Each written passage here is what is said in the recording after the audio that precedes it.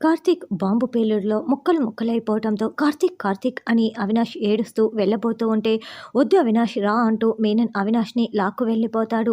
కేడి నీకేం కాలేదు కదా అని జేడి అడగడంతో, సమయానికి ఆ కార్తీక్ గాడు కారులో వెళ్తుండడం గమనించేసి బాంబు విసిరివేశాను అని కేడి చెప్తాడు. ఆ అమ్మవారే మనకు ఆ కార్తీక్ని చూపించింది, మంచి పని జరిగింది అని జేడి అంటే ఆ బాంబు పేలుడు చూసి అవినాష్ మీనన్ ఇద్దరు పారిపోతూ ఉంటారు. ఎక్కువ దూరం వెళ్ళి ఉండరు. వెళ్ళి పట్టుకుందాం రాజేడి అని కేదార్ అంటే, లేదు ఆ అవినాష్ గాడు నన్ను చంపే వరకు ఇక్కడి నుంచి వెళ్ళడు, నాకు వాడి గురించి చాలా బాగా తెలుసు అని జేడి చెప్తుంది. మరి ఆ అవినాష్ని ఎలా కనిపెట్టడం మ్యామ్ అని రమ్య అంటే, వాడికి నేను కనపడేటట్లు ఉంటే చాలు, వాడే నా దగ్గరికి వస్తాడు, నేను చూసుకుంటానని జేడి చెప్తుంది. తర్వాత మినిస్టర్ అదేంటి ఏదో పేలుడు సంభవించినట్లు ఉంది, రండి వెళ్ళి చూద్దాం అని వస్తూ ఉంటే, సార్ మీరు బయటికి రాకూడదంట, జేడి మ్యామ్ మాకు ఆదేశాలు ఇచ్చింది, లోపలే ఉండండి. అవును ఇందాక బాంబు దాడి అయితే జరిగింది అని పోలీసులు చెప్తారు. అవినాష్ కార్తిక్ ఇద్దరు కలిపి జేడీని తప్పకుండా చంపుతారు అని మినిస్టర్ రాయుడు అనుకుంటూ ఉంటాడు. అవినాష్ ఆగు అని మీనన్ చెప్తుంటే, లేదు బాయ్ నన్ను ఆపకండి, ఆ జేడీని చంపేస్తానని అవినాష్ విర్రవీగుతూ ఉంటాడు. ఆ జేడీ ముఖం ఎలా ఉంటుందో నీకు తెలుసు, కానీ ఆ జేడీ పవర్ ఏంటో ఇంకా నీకు అర్థం కావటం లేదు అని మీనన్ చెప్తున్నా కూడా, లేదు బాయ్ ఈరోజు నా చేతిలో చస్తుందే అని కత్తి చూపిస్తూ ఉంటాడు. అయ్యో తాటి పెరిగినట్లు పెరిగావు, ఇంకా నీకు మనుషులు చెప్తున్న మాట అసలు పట్టించుకోవటం లేదేంటి, మీరిద్దరూ చస్తే చావండి, నేను వెళ్తున్నా అని అభి తప్పించుకు వెళ్తాడు. బాయ్ ఇదిగో ఈ కత్తితోనే నేను చాలా మంది అమ్మాయిల ప్రాణాలు తీశాను, ఇప్పుడే జేడీని చంపి వస్తానని అవినాష్ కత్తి పట్టుకు వెళ్తూ ఉంటాడు. తర్వాత యువరాజు ఇద్దరు రౌడీలను తీసుకొని తాతయ్య దగ్గరికి వచ్చి సాక్ష్యాలు ఇవ్వమని అడుగుతూ ఉంటే, రే యువరాజ్ నేను ఇవ్వను అని, రే వీళ్ళని తరిమేయన్రా అని తాతయ్య చెప్తూ ఉంటారు. ఒక ఇద్దరు వాళ్ళపై విరుచుకుపడిపోతే రౌడీలు అతన్ని చితక్కొట్టేస్తారు. ఈ లోపల రే రాము వాళ్ళని కొట్టరా తరిమేరా అని తాతయ్య పిలుస్తూ ఉంటే, రాము నవ్వుతూ యువరాజ్ వైపు వెళ్ళి నిలబడి ఉంటాడు. నాకు ఇన్ఫర్మేషన్ ఇచ్చింది వీడు తాతయ్య, ఏంటి మర్యాదగా సాక్ష్యాలు ఇస్తావా లేదా తాత అని యువరాజ్ అడుగుతూ ఉంటే, నేనే మిమ్మల్ని కొడతాను అని కర్రతో చితక్కొడుతూ ఉంటారు. అయితే ఈ లోపల వాళ్ళందరూ ఒక్కసారిగా తాతయ్యని పట్టుకోవడంతో తాతయ్య వాళ్ళనందరినీ విదిలించుకొని పరుగులు పెడుతూ గదిలోకి వెళ్ళి గడియ పెట్టేసుకుంటాడు. ఈ లోపల కేదార్ చాలా కంగారు పడుతూ తాతయ్య గురించే ఆలోచిస్తూ ఉంటే ధాత్రి ధైర్యం చెప్తూ ఉంటుంది. అప్పుడే తాతయ్య దగ్గర నుంచి ఫోన్ కాల్ వస్తుంది. అమ్మ జగదాత్రి, ఈ యువరాజు మనుషులతో వచ్చి నన్ను కొట్టి సాక్ష్యాలు తీసుకువెళ్ళాలని ట్రై చేస్తున్నాడు, నేను గడియ పెట్టుకుని గదిలోకి వచ్చాను, ఇప్పుడు ఎలాగమ్మా అని అడుగుతూ ఉంటే, చూడండి తాతయ్య యువరాజు మిమ్మల్ని ఏమీ చేయడు, ముందు సాక్ష్యాలు ఇచ్చేయండి, 10 నిమిషాల్లో పోలీసులు అక్కడికి వస్తారు, యువరాజు మిమ్మల్ని ఏమీ చేయకుండా వెళ్ళిపోతాడు అని చెప్తుంటే, సాక్ష్యాలు ఇవ్వటం ఏంటమ్మా అని తాతయ్య అంటాడు. తాతయ్య ఇప్పుడు మీరు క్షేమంగా ఉండాలంటే సాక్ష్యాలు ఇవ్వక తప్పదు, కాబట్టి కేదార్ గురించి తర్వాత ఆలోచిద్దాం అని ధాత్రి అంటుంది. ఈ లోపల యువరాజ్ డోర్ బద్దలు కొట్టి లోపలికి వస్తాడు. తాతయ్య చేతిలో ఉన్న ఫోన్ కింద పడిపోతుంది. కేదార్ ఇంకా 10 నిమిషాలు పడుతుంది, పోలీసులు అక్కడికి వెళ్ళే లోపల.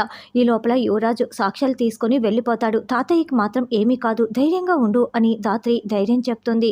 తాత ముందు నువ్వు ఆ సాక్ష్యాలు ఇస్తావా లేదా అని యువరాజ్ అడగటంతో, ఇవ్వనని తాతయ్య అంటాడు.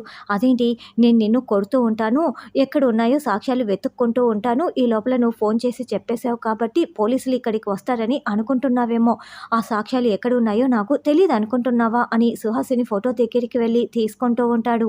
రే యువరాజ్ నేను చంపేస్తానురా వాటిని ముట్టుకుంటే అని తాతయ్య వార్నింగ్ ఇస్తూ ఉంటాడు.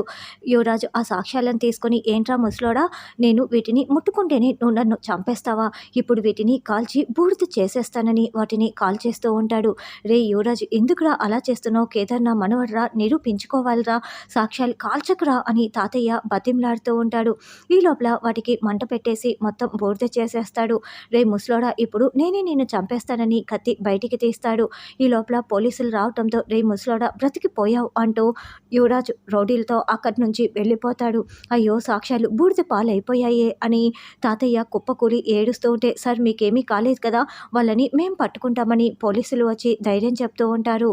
మేడం పరిస్థితి అంతా కంట్రోల్లోకి వచ్చింది, జాతర మళ్ళీ మొదలైంది అని రమ్య చెప్పటంతో, ఇక అవినాష్ రావటమే మిగిలింది అని జేడి చెప్తుండగానే అవినాష్ మీనన్ రౌడీలు జేడి ముందుకు వస్తారు. ఏంటి అవినాష్ ఇక మొదలు పెడదామా అని జేడి అంటే, బాయ్ ఇప్పుడు ఈ జేడీ ఎవరో నేను నీకు చూపిస్తానని చెప్పాను కదా, ఇగో ఈ ఫోన్లోనే వీళ్ళ ముఖాలు ఉన్నాయి, నేను జేడీని చంపిన తర్వాత ఈ ఫోన్ని ఓపెన్ చేసి చూడు అని అవినాష్ చెప్తుంటే, నీ చావు నా చేతిలోనే. నేనే చంపుతాను. ముందు అడుగు ముందుకు వెయ్యి అని జేడీ చెప్తుంది. జేడీ కళ్ళ ముందు ఇంత కనిపిస్తున్నా కూడా నీలో ఉన్న ఆ ధైర్యమే నాకు నచ్చింది. నువ్వు నా చేతిలో చావటం లేదు. అదే నాకు బాధగా ఉంది అని మీనన్ అంటే, నీ చావు కూడా నా చేతిలోనే. ముందు వీడి చావు, తర్వాత నీ చావు. ఇప్పుడైతే కాదులే అని జేడీ చెప్తుంది. బాయ్, ఇదిగో ఈ ఫోన్ ఇక్కడ పెడుతున్నాను. నేను జేడీని చంపిన తర్వాత మాత్రమే చూడాలి అని అవినాష్ ఇక జేడీతో తలపడుతూ డీల్ అని ఇద్దరు కొట్టుకుంటూ ఉంటారు. జేడీ చేతిలో అవినాష్ చావు దెబ్బలు తింటూ ఉంటాడు. జేడీ అవినాష్ జుట్టు పట్టుకొని మరీ కొమ్మేస్తూ ఉంటుంది. వీడితో అవడం లేదు అని వెంటనే మీనన్ ఒక రౌడీకి మెసేజ్ సెండ్ చేయటంతో స్నిప్పర్తో జేడీని షూట్ చేయబోతూ ఉంటాడు. అది గమనించేసిన జేడీ స్నిప్పర్ డౌన్ అని కేకలు పెట్టడంతో జేడీ వంగటంతో అది కాస్త మిస్ఫైర్ అయిపోతుంది. మిస్ఫైర్ అయిపోయింది అని మళ్ళీ షూట్ చేస్తూ ఉంటాడు.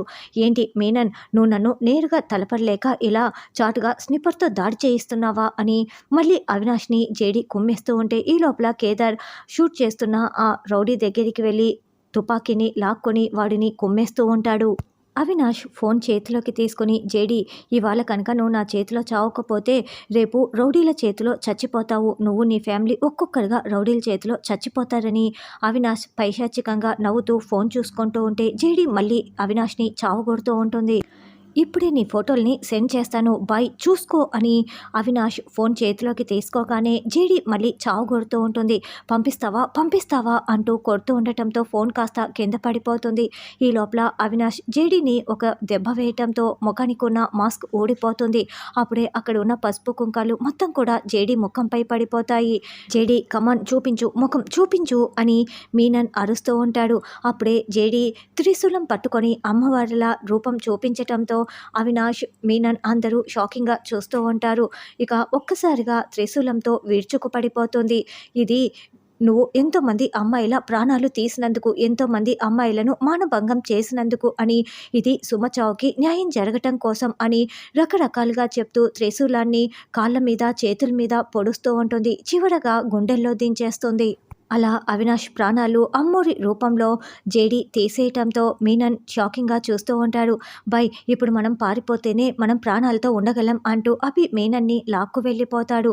అలా అవినాష్ చనిపోగానే అవినాష్ అంటూ రాయుడు ఏడుస్తూ అక్కడికి వస్తాడు. జేడీ, నిన్ను వదలను అని అరుస్తూ ఉంటే, నువ్వు చాలా పెద్ద తప్పు చేశావని రాయుడు అంటాడు. అవినాష్ ఒక్క తప్పు చేయగానే నువ్వు ఇలా బుద్ధి చెప్పి ఉంటే ఈరోజు నీ కొడుక్కి ఇలాంటి గతి పట్టి ఉండదు. నిజం ఒప్పుకొని లొంగిపోతే ప్రాణాలైనా దక్కుతాయని చెప్పాను, కానీ ఏం చేశావు? నీ కొడుకు చావుకి నువ్వే కారణం అని జేడీ ఇద్దరు రాయుడికి వార్నింగ్ ఇస్తారు. రమ్య, ఈ అవినాష్ చావుకి కేసు ఏం ఫైల్ చేయాలో తెలుసు కదా అని జేడీ అంటే, అవినాష్ మీనంతో కలిసి జనాల ప్రాణాలు తీయటం కోసం వచ్చారు. అప్పుడే జరిగిన కాల్పుల్లో ఇలా అవినాష్ ప్రాణాలు వదిలేశాడు అని రాసుకుంటాం మ్యామ్ అని రమ్య చెప్తుంది. తర్వాత సుమ బాడీని కృష్ణమూర్తి తాతయ్యకి అప్పచెప్పి కొంత డబ్బు కూడా ఇచ్చి దహన కార్యక్రమాలు చేయమని జేడీ చెప్తుంటే తాతయ్య వాళ్ళకి దండం పెడుతూ ఉంటాడు. తర్వాత యువరాజ్ ఇంటికి వచ్చి, ఆ సాక్ష్యాల్ని నేను కాల్చి పూర్తి చేసి వచ్చాను. ఆ ముసలోడు తప్పించుకున్నాడు. ఈ లోపలే పోలీసులు వచ్చారని చెప్తూ ఉండటంతో అప్పుడే సుధాకర్ వచ్చి, దుర్మార్గుడా అని తిడుతూ ఉంటే, చూడు, నేను చూస్తూ ఊరుకోను. ఈ ఇంటికి వజ్రపాటి వారసుడు ఒకే ఒకడు, అది యువరాజ్ మాత్రమే అని సుధాకర్నే వీళ్ళ ముగ్గురు తిడుతూ ఉంటారు. సారీ కేదార్, నేను నీకు న్యాయం చేయలేకపోతున్నాను అని సుధాకర్ మనసులో చాలా బాధపడుతూ ఉంటారు. తర్వాత తాతయ్య, దాత్రి, కేదార్ యువరాజ్ అని అరుస్తూ ఇంటికి రావటంతో ఏమైందని కౌశికి అడుగుతూ ఉంటుంది. ఈ యువరాజు అక్కడికి వచ్చి సాక్ష్యాలు నాశనం చేయటమే కాకుండా తాతయ్యని చంపాలని చూశాడని దాత్రి కేదార్ అంటే, ఏమో నాకేం తెలీదు, నేనేం చేయలేదు, వీళ్ళు అబద్ధాలు చెప్తున్నారని యువరాజ్ అంటే, ఎందుకురా ఇలా అబద్ధాలు చెప్తున్నావు అంటూ కేదార్ యువరాజ్ చెంప పగలగొట్టి ఇద్దరు గొడవ పడుతూ ఉంటారు. చూడండి వదిన, ఈ కేదార్ రోజుకొకసారి మా ఆయన్ని కొడుతున్నాడంటూ నిషి అరుస్తూ ఉంటుంది. నిజంగానే యువరాజు సాక్ష్యాల్ని నాశనం చేశాడు. మేము ఎన్నిసార్లు తీసుకువద్దాం అనుకున్నా ఇలా నాశనం ఎందుకు చేస్తున్నారు అని దాత్రి కేదార్ నిలదీస్తూ ఉంటే, నేను మళ్ళీ చెప్తున్నాను, నేనేమి సాక్ష్యాల్ని తీసుకోలేదు, నాశనం చేయలేదు అని యువరాజ్ అంటాడు. ఏ సుధాకర్, నువ్వు నిజం ఒప్పుకోవా? ఆ రోజు నువ్వు నా కూతురు అరెస్ట్ కాలేదా? నేను వచ్చి సంతకాలు చేసి మిమ్మల్ని విడిపించలేదా? ఒప్పుకో అని తాతయ్య నిలదీస్తూ ఉంటే, మీ దగ్గర సాక్ష్యాలు ఉంటే చూపించండి, లేకుంటే లేదు అని సుధాకర్ అడ్డం తిరుగుతాడు. వీళ్ళ దగ్గర సాక్ష్యాలు లేవు వదినా, అందుకే వీళ్ళు ఇలా మాట్లాడుతున్నారు, నాటకాలేస్తున్నారు. ఏమే సాక్ష్యాలు ఉంటే చూపించు, అప్పుడు ఈ కేదార్ ఈ ఇంటి వారసుడని మేమే అందరినీ పిలిచి నిజం ఒప్పుకుంటాం అని నిషి అనడంతో, ఏంటి నిషి మళ్ళీ చెప్పు అని ధాత్రి అంటుంది. సాక్ష్యాలుంటే చూపించు, ఈ కేదార్ ఈ ఇంటి వారసుడని, మామయ్య కొడుకు అని మేమే ఒప్పుకుంటాం, అందరికీ చెప్తామని నిషి అనడంతో, మాట మీద నిలబడతావా అని ధాత్రి అంటుంది. మేము మాట మీద నిలబడతాం అని యువరాజ్ కూడా అంటాడు. ఎందుకంటే సాక్ష్యాలు ఉంటే కదా అని మనసులో అనుకుంటూ ఉంటాడు. ఈ అమ్మి ఇంత కాన్ఫిడెంట్గా మాట్లాడుతుందంటే ఏదో తిరకాసు ఉంది, వద్దమ్మి అని వైజయంతి అంటే, మీరు ఊరుకోండి అత్తయ్య అని నిషి కొట్టిపడేస్తుంది. సుధాకర్ గారి కొడుకుని నేను కేదార్ అని నిరూపించుకునే సాక్ష్యాలు నేను చూపిస్తున్నాను అంటూ కేదార్ డాక్యుమెంట్స్ని బయటికి తీసి ఫోటోని చూపిస్తూ ఉంటాడు. ఇవి అంటూ నిషి చాలా షాకింగ్గా వాటిని ఓపెన్ చేసి చూస్తుంది. అందులో సుధాకర్, సుహాసిని, తాతయ్య ముగ్గురు కలిసి పోలీస్ స్టేషన్లో తీయించుకున్న ఫోటోని నిషి, వైజయంతి అందరూ చాలా షాకింగ్గా చూస్తూ ఉంటారు. లేదు, అవి ఫేక్ డాక్యుమెంట్స్, వీళ్ళని బయటికి పంపించేసేయక్క, ఎందుకంటే నేనే సాక్ష్యాల్ని కాల్చి బూడిద చేశాను కాబట్టి అని యువరాజు నోరు జారేస్తాడు. ఏంటి యువరాజ్, నువ్వు సాక్ష్యాల్ని బూడిద చేశావా అని ధాత్రి నిలదీస్తూ ఉంటే, అవును అయితే చేశాను ఏంటి అని యువరాజ్ అంటాడు. సిగ్గు లేదా నీకు ఇలా సాక్ష్యాల్ని బూడిద చేశానని చెప్పటం కోసం అని కౌశికి తిడుతూ ఉంటే, మన కుటుంబం కోసమే కదా అని యువరాజ్ అంటాడు.